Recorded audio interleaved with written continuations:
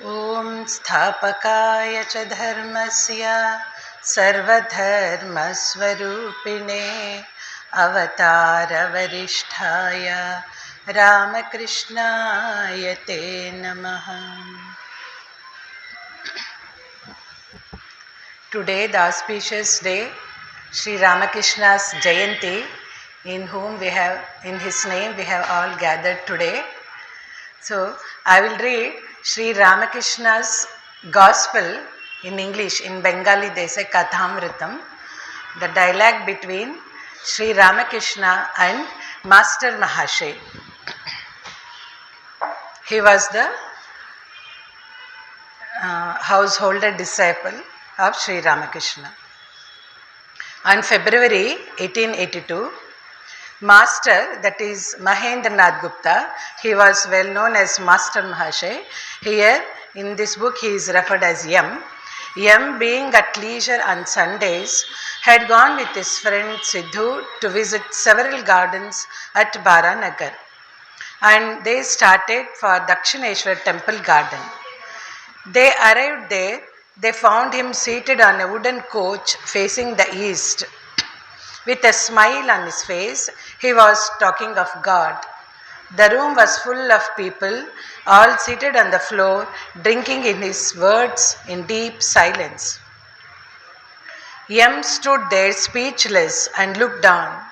It was as if he were standing where all the holy places met, and as if Shukadeva himself was speaking the word of God, or as if Sri Chaitanya was singing the name and glories of Lord in Puri. Sri Ramakrishna said, "When hearing the name of Hari or Rama once, you shed tears and your hair stands on end, then you may know for certain that you do not have to perform such devotions as the Sandhya anymore. Then only will you have a right to renounce rituals, or rather rituals will drop away of themselves. Then it will be enough if you repeat only the name of Rama or Hari, or even simply Om." And he said, the Sandhya merges in the Gayatri and the Gayatri merges in Om. M looked around him with wonder and said to himself, "What a beautiful place, what a charming man, how beautiful his words are. I have no wish to move from this spot." After a few minutes, he thought, "Let me see the place first, then I will come back here and sit down."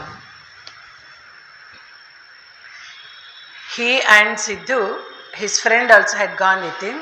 They both, afterwards returning, reached Sri Ramakrishna's room, and they found it shut, and Brinde, the maid, standing outside.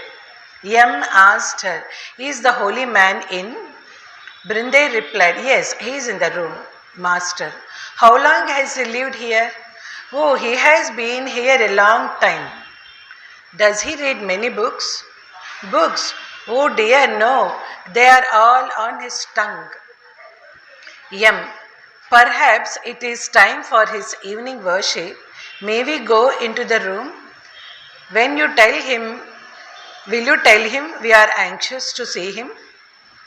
Brinde, "Go right in, children, go in and sit down."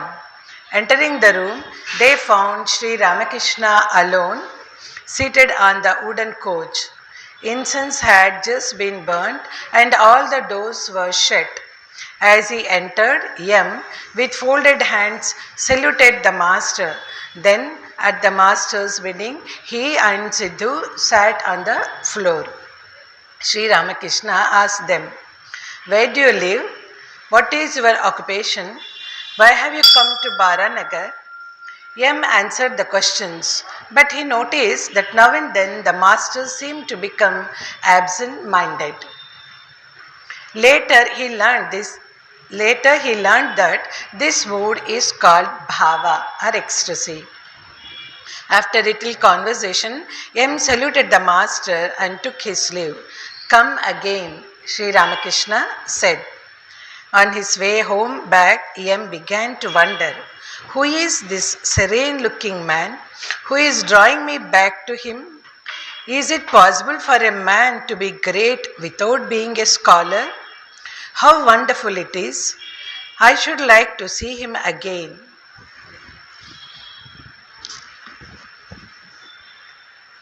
Another day, Master went and he is asking, sitting with Sri Ramakrishna, and he is questioning, Sir, may we fix our minds on God? Sri Ramakrishna replies, repeat God's name and sing His glories and keep holy company, and now and then visit God's devotees and holy men. The mind cannot dwell on God if it is immersed day and night in worldliness, in worldly duties and responsibilities. It is most necessary to go into solitude now and then and think of God. To fix the mind on God is very difficult in the beginning, unless one practices meditation in solitude. When a tree is young, it should be fenced all around, otherwise it may be destroyed by cattle. To meditate, you should withdraw within yourself or retire to a secluded corner or to the forest. And you should always discriminate between the real and the unreal. God alone is real, the eternal substance. All else is unreal. That is impermanent. By discriminating thus, one should shake off impermanent objects from the mind. Master humbly, Sir, how ought we to live in the world? Master, do all your duties, but keep your mind on God. Live with all, with wife and children, father and mother, and serve them. Treat them as if they were very dear to you, but know in your heart of hearts that they do not belong to you. A maid servant in the house of a rich man performs all the household duties, but her thoughts are fixed on her own home in her native village always. She brings up her master's children as if they were her own. She even speaks of them as my Rama, my Hari. But in her own mind she knows very well that they do not belong to her at all. The tortoise moves about in the water, but can you guess where her thoughts are? There on the bank where her eggs are lying. Do all your duties in the world, but keep your mind on God. If you enter the world without first cultivating love for God, you will be entangled more and more. You will be overwhelmed with its danger, its grief, its sorrows. And the more you think of worldly things, the more you will be attached to them. First, rub your hands with oil and then break open the jackfruit. Otherwise, they will be smeared with its sticky milk. First, secure the oil of divine love and then set your hands to the duties of the world. But one must go into solitude to attain this divine love. To get butter from milk, you must let it set into curd in a secluded spot. If it is too much disturbed, milk won't turn into curd. Next, you must put aside all other duties, sit in a quiet spot and churn the curd. Only then do you get butter. Duties, sit in. Further, by meditating on God in solitude, the mind acquires knowledge, dispassion and devotion. But the very same mind goes downward if it dwells in the world. In the world there is only one thought, lust and gold. The world is water and the mind is milk.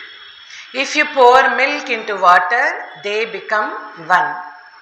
You cannot find the pure milk anymore, but turn the milk into curd and churn it into butter. Then, when the butter is placed in water, it will float.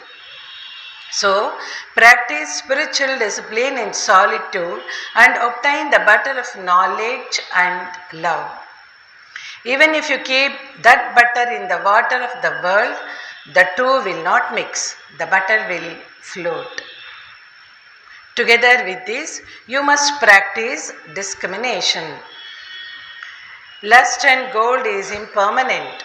God is the only eternal substance. What does a man get with money? Food, clothes, and dwelling place, nothing more. You cannot realize God with its help.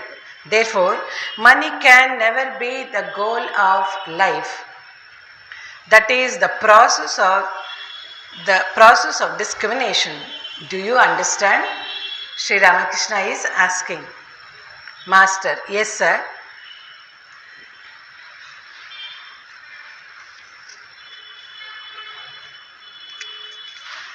Next day, it was Sunday afternoon when M came to his third visit to the master. He had been profoundly impressed by his first two visits to this wonderful man. He had been thinking of the master constantly and of the utterly simple way he explained the deep truths of the spiritual life. Never before had he met such a man. Sri Ramakrishna was sitting in the small coach. The room was filled with devotees who had taken advantage of the holiday to come and see Sri Ramakrishna. M had not yet become acquainted with any of them, so he took his seat in a corner. The master smiled as he talked with the devotees. Master, God dwells in all beings, but you may be infinite only with good people. You may be intimate only with good people. You must keep away from the evil-minded. God is even in the tiger, but you cannot embrace the tiger on that account. You may say, why run away from a tiger, which is also a manifestation of God? The answer to that is, those who tell you to run away are also manifestations of God. And why shouldn't you listen to them? Let me tell you a story. In the forest, there lived a holy man who had many disciples. One day, he taught them to see God in all beings, and knowing this, to bow low before them all. A disciple went to the forest to gather wood for the sacrificial fire.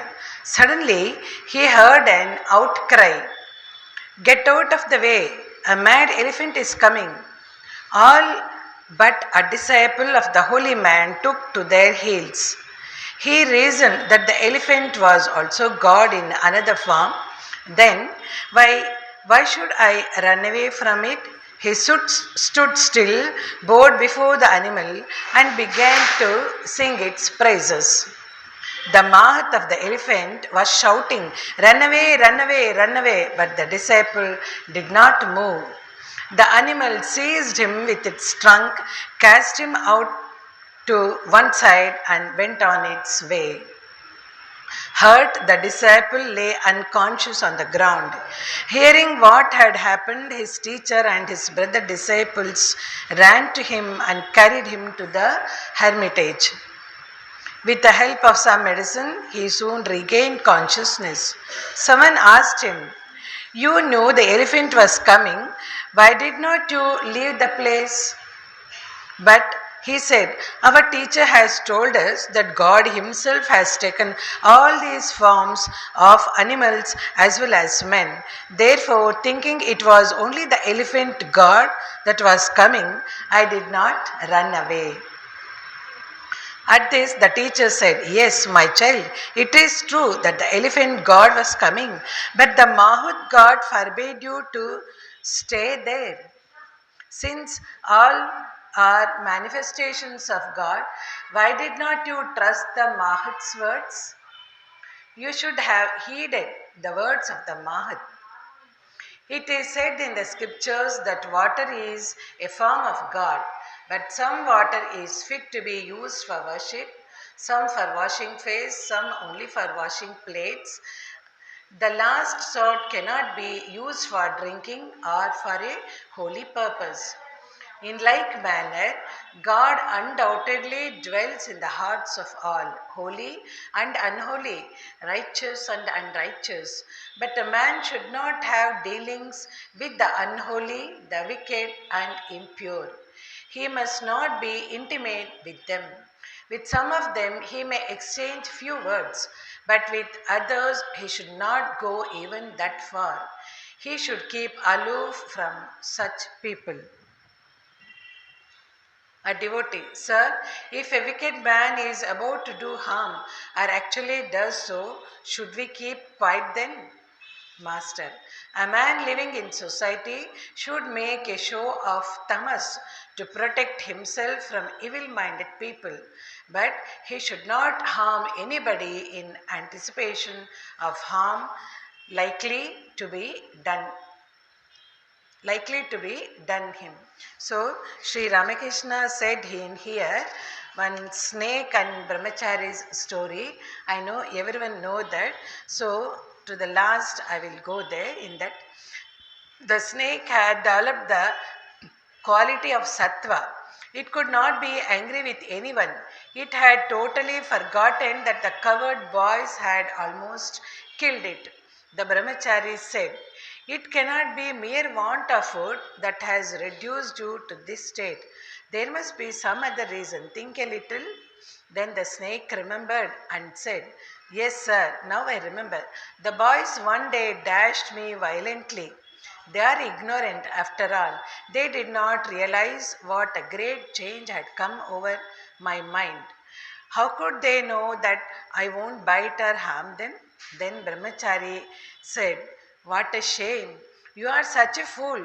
You don't know how to protect yourself. I asked you not to bite, but I did not forbid you to hiss. Why did you scare them by hissing? So you must hiss at wicked people, and you must frighten them lest they should do harm to you, but never inject your venom into them. One must not injure others. In this creation of God, there is a variety of things men, animals, trees, plants. Among the animals, some are good, some bad. So some trees bear fruit, some sweet are like nectar, and some other bear fruit that is poisoned. Likewise, among human beings, there are the good and the wicked, the holy and unholy. There are some who are devoted to God and others who are attached to the world. Men may be divided into four classes: those bound by the fetters of the world, the seekers after liberation, the liberated, and ever free. Among the ever free, we may count sages like Narada. They live in the world for the good of others to teach men spiritual path. Those in bondage are sunk in worldliness and forgetful of God. Not even by mistake they think of God. The seekers after liberation want to free themselves from attachment to the world. Some of them succeed and others do not. The liberated souls, such as sadhus and mahatmas and the great devotees, are not entangled in the world dust and gold. Their minds are free from worldliness. Besides, they always meditate on the lotus feet of God. So, let us all always meditate on the lotus feet of God, and let Sri Ramakrishna give us that strength and bless us all, and let him pull us on his lotus feet. This is an humble prayer. Om Shanti Shanti Shanti.